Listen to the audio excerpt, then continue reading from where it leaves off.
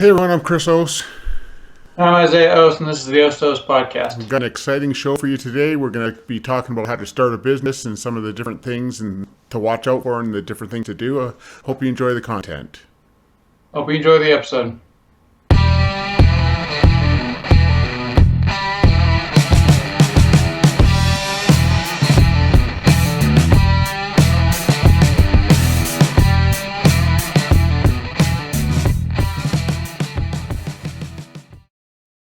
Hey everybody, welcome back to the Aos-to-Aos podcast. Today we're talking about how to start a successful business. We have some tips for you. Some of them are from the book Good to Great. If you guys don't know what that is, you can find it on Audible. It's by, I believe, I can't remember his name, but anyway, it's a really good book, and he talks about some concepts in there that kind of really resonated with me, and I just wanted to share some of those with you guys today.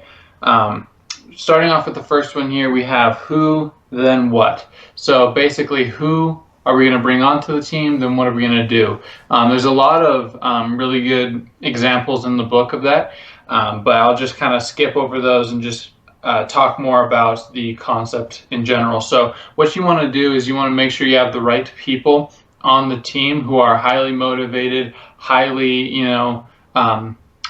involved in the company, want to make sure that thing succeeds in order to create a sustained, lasting company. Because if you don't have those people, your company's not going to do very good. Do you agree?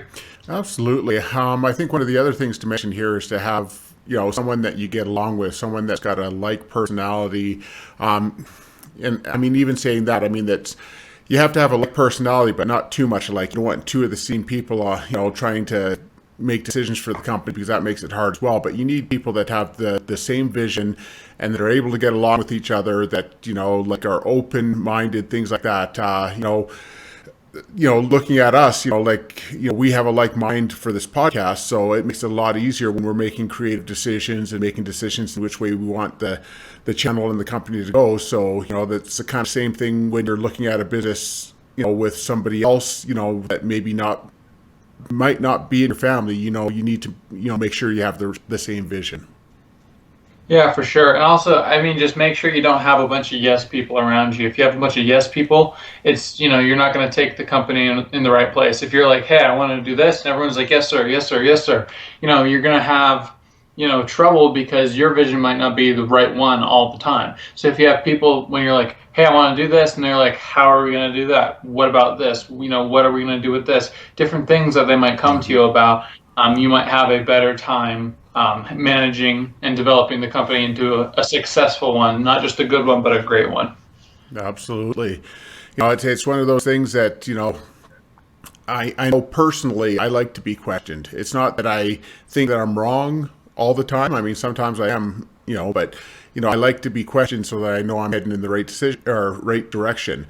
I know sometimes when I think of something, it sounds like a great idea, and then someone says, well, what about this? And I'm like, oh, okay, that doesn't work. It's nice to have, people that you can bounce ideas off of that actually have good responses and good ideas themselves. Yeah, it's almost just as important as people who support you as people who kind of go against you in a respectful way, I think, at least. So this next one here that we have too is become the best in your industry. Now that's kind of like hard to say. Like, you can't just automatically be like, oh, well, I'm the best now. You know what I mean? But basically, you want to be so specific with what you're doing. So do you want to get into the, online selling business like Amazon? Well, you're probably not going to be able to do that well against Amazon unless you have a drastically different concept. So maybe you should narrow it down to something else. Maybe you can sell, cars online, houses online, whatever, however you can work that out, instead of being competitive with somebody who is basically the monopoly in the industry. You know what I mean? You want to go down into something you're specifically able to be good at. And what that's called in the book is a hedgehog concept. Basically what he means by that is a hedgehog basically has no other ideas except for outside of how to be a hedgehog. So, that's kind of what that means. Be specifically, every decision you make should be specifically for that concept that you have in your business. That's a good concept. And I mean, one of the things you can do to help you get to that point too is writing down everything, writing down your competition. Like you said, I mean, you don't know who it is, so you might as well figure it out, write down what your business vision is and all the different aspects of it, and basically make a little bit of a business plan so that you have everything on paper so you can kind of focus on that kind of stuff. For sure, yeah. And I mean, not saying that you can't compete with all these guys too, because I mean you can. Go ahead and like research if you're able to. So, I have a business that I want to start in the future that's going to challenge quite a few industries. I won't mention it now because I kind of want to keep it a secret. But if let's say you're going to be challenging Amazon, well, how are you going to be able to challenge them if you really want to do that? Are you going to be faster, better customer service? Is your website going to be better? What differs from Amazon? Are you just going to say what you want? It's going to appear. You know what I mean? Like you want to change it a little bit. You don't want to try to challenge the bigger guys with the exact same product, because Amazon's a trusted business, eBay's a trusted business, Walmart, McDonald's, all those are trusted businesses, unless you have a better idea and a better way of dealing with the customer, getting the product to the customer, that kind of thing. Yeah, absolutely. I mean, like Nike is a good example. Nike is a huge company everyone knows about. And you would think, okay, well, since there's Nike and Adidas and all these different shoe companies, how can you compete with a company like that? Well, I mean, you look at Rob Dyrdek with DC Shoes. I mean, he was an independent, small guy who actually, made a successful business competing against places like Nike and, Converse and things like that. So, I mean, it can be done. You just have to make sure to find your niche, and you need to make sure that, you have a clear vision, and you need to make sure to, just do your own thing.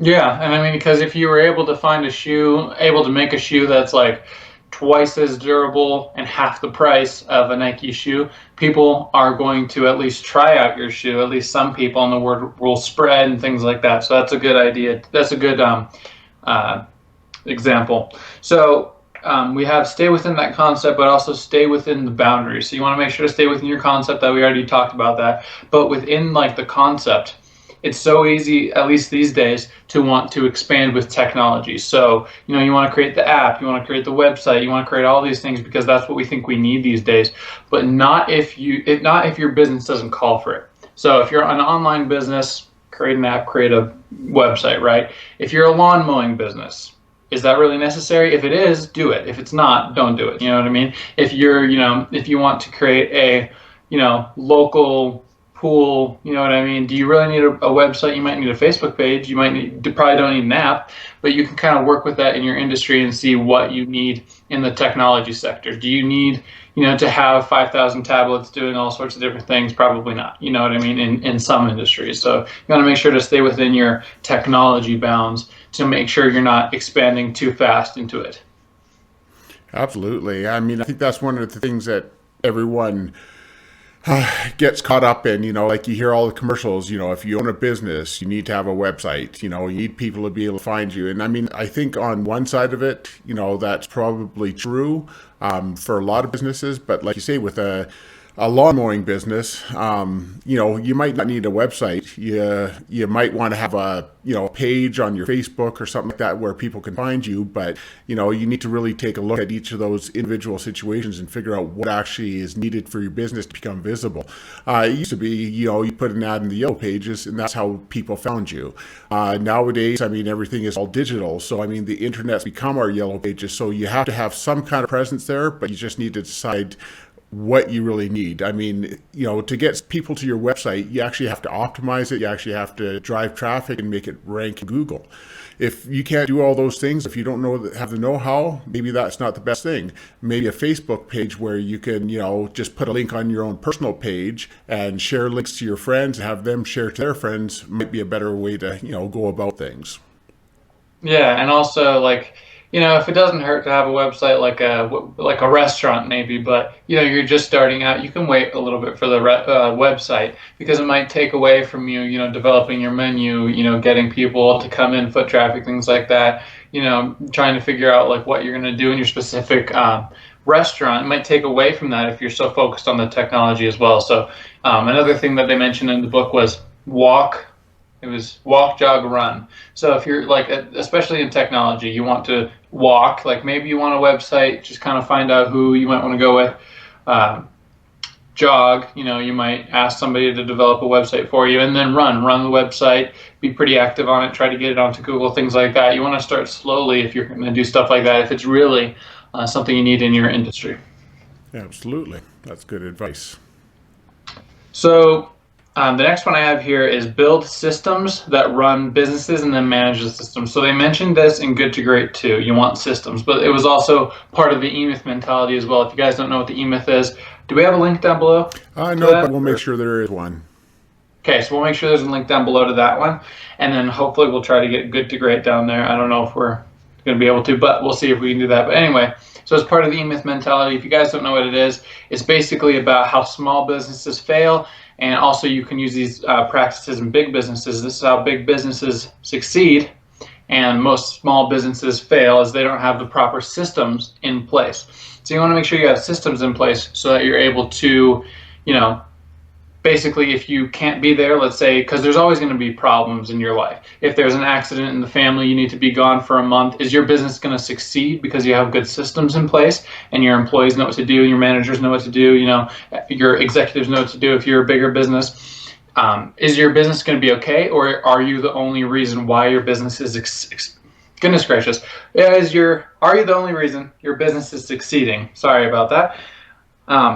And you want to make sure that you're not the only reason that your business is succeeding. You want to make sure to put systems in place so that you're able to step away if you need to, and your business will be just fine. And this is especially important also if you're going to be creating a big company, because if you're going to have a bunch of locations for, let's say, a restaurant, you're not going to be able to manage every single one. So you need to make sure to set up specific systems so that they can run themselves and then you run the system. Absolutely. I mean, we talked about this on the last podcast. McDonald's is such a successful business, and that's the biggest reason right there, is because they had a system. McDonald's is one of the only companies out there where you can have a group of 14 and 15 and 16-year-old kids running, $1 million a year company. And, all you need to make that work is someone who's responsible, an 18 or 20-year-old manager. But I mean, when you think about that concept on those levels, it's unthinkable, to have a bunch of teenagers running $1 million company while you can go off and you can have vacation or do whatever, like run other businesses, whatever it is that you want to do. It's unthinkable to think that just having that system in place can make that possible. Yeah, and I mean, I've worked in the retail industry. I still continue to work in the retail industry until I can get everything set up and stuff like that. So I can tell just by the systems they have in place which companies are great and which ones are good. Like, you can look on and be like, yeah, this is a top $1 billion company, this is not, you know what I mean? But just beyond that, also just going and working for them, you can tell which ones are great and which ones are good and which ones aren't very good, just by the way that they run themselves. Like, I won't give names or anything, but one company that I worked for, actually I'll give one name, it was Walmart. They were very well run. Everything was systemized. So, someone needed to have a refund, exact same way every single time you were trained to do it. Somebody needed cash back, same thing. Everything was systemized. You knew what to do every single time, no matter what. And then there was another one I worked for. This one I'm not going to mention, but they basically have no clue what's going on. So, they're successful and they're, make a lot of money a year, but they're never going to get to where they want to go, because when I go in there, I'm like, okay, what do I do now? You know what I mean? And then I ask the manager or somebody, they're like, oh, you know what? I don't know. Let's check. You know what I mean? Like, it's not systematized. So I don't know exactly what I'm doing every day. The systems aren't the same every time. They change them a lot, things like that. So that's basically what I mean by that. So sorry about that rant. Do you have anything to add to that one? No, I think you pretty much covered everything. Gotcha. Okay. So the next one I had, the last one, and then I think we can maybe talk a little bit about some personal experiences if we want to. But work every waking moment on your vision. This is especially like if you own a business already and you're off the ground, maybe this isn't as important to you because you're able to hire some people. But for like startups, so me, Dad, and another creator on Instagram, or it's YouTube, not Facebook. Another creator on YouTube, we're starting a company called Melting Monkey Media. And basically what it is it's going to be a multi-network company basically, I don't think we can get into all of it right now, the ins and outs of the industry and stuff like that. We might be able to do a video about that later. But we're starting a company right now, and right now we don't have employees. We don't have, people. So we have to work every waking moment for ourselves. So we're doing this podcast now. I'm going to film another video. I'm sure Dad's going to be filming his podcast later on, doing some Instagram posts, finding new people for Mix and things like that. We're doing all these different things for ourselves. We're working every waking minute because we need to get this off the ground. Now, if you're an established business, this is less important, but you also still need to be working very, very hard. And the reason I say less important is not because it's not important, but also because you might not be the only employee. You might have a few different employees.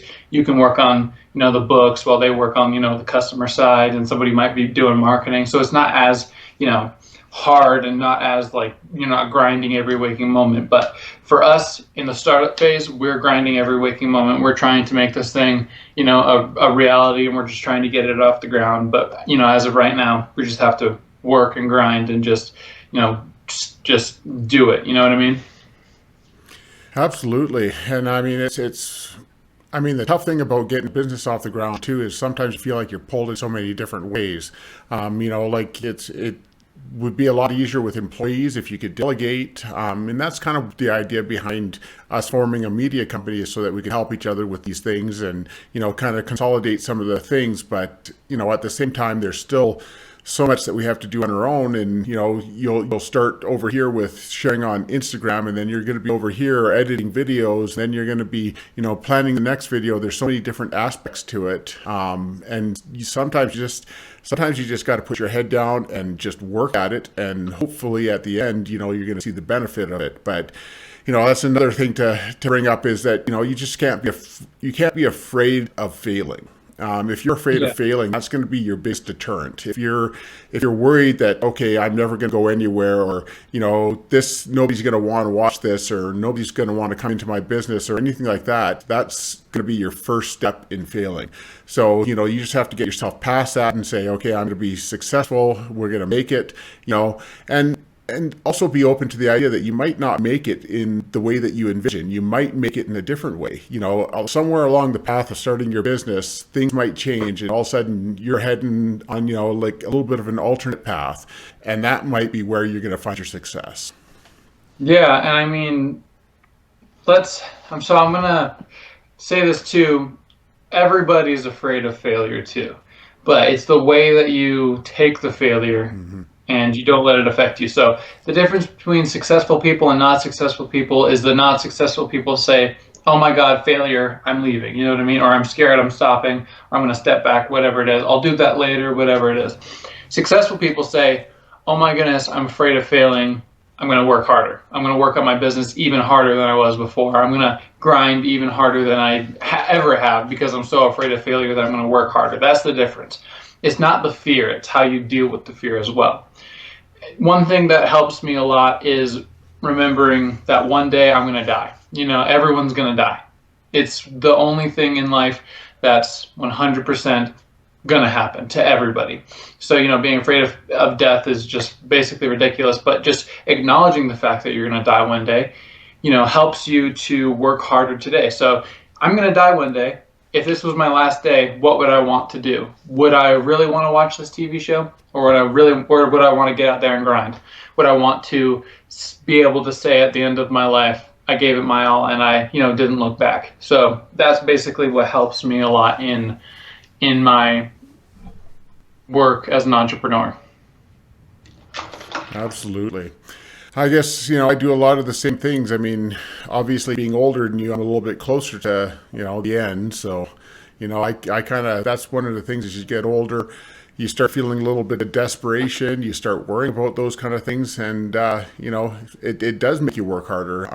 It's really awesome to see young people out there. And I mean, it's one of the things with our society nowadays. I mean, we're seeing more and more young entrepreneurs. It's not just the older established people that are starting businesses. I mean, in our digital age now with social media and with, digital marketing, all that kind of stuff. I mean, a lot of the people that are doing it are the young people. Yeah. And I mean, I'm sorry, I have a vending company. I think I'm going to do some videos today about that on Triple M. Guys, go check out Triple M if you want to see that. But I have a vending machine company. I have one location. That's it. It's nowhere near where I want it to be, and I'm just going to be getting out and going every day. You know, I went out yesterday, went to a bunch of locations, see if they needed some vending machines, and they all basically turned me down. And you know, I went out again. I got a location. You know, I'm going to go out again today. Probably going to get turned down a lot, but I don't really care because I'm going to keep working and keep grinding and get this thing off the ground to where I want to go, and so it can replace my income, and then I can fully, you know, work on this company that we're starting instead of having to, you know, work 2 jobs and things like that, so that I can do that and stuff like that. So basically, I don't know where I was going to go with that, but just saying, you know, you got to work every waking moment. Basically, that's the end of that. I get it. I mean, you're just out there plugging away and, you know, keeping your eyes focused on the end. So. Mm-hmm. Yeah. Yep. Well, guys, I guess that'll wrap things up for today. I hope you enjoyed the content. Yeah. Well, I hope you guys enjoyed the episode. Go ahead and subscribe. Leave a like. If you want to watch anything specific on our channel, if you want us to do a video, go ahead and leave a comment saying what that is, or, you know, just any specific topics, you know, for maybe a future series that we can do or anything like that. So go ahead and leave that down below. And click that bell icon so you're notified when we upload new videos. Hope you enjoyed the content again, and we'll see you next time. See you next time. Have a good day.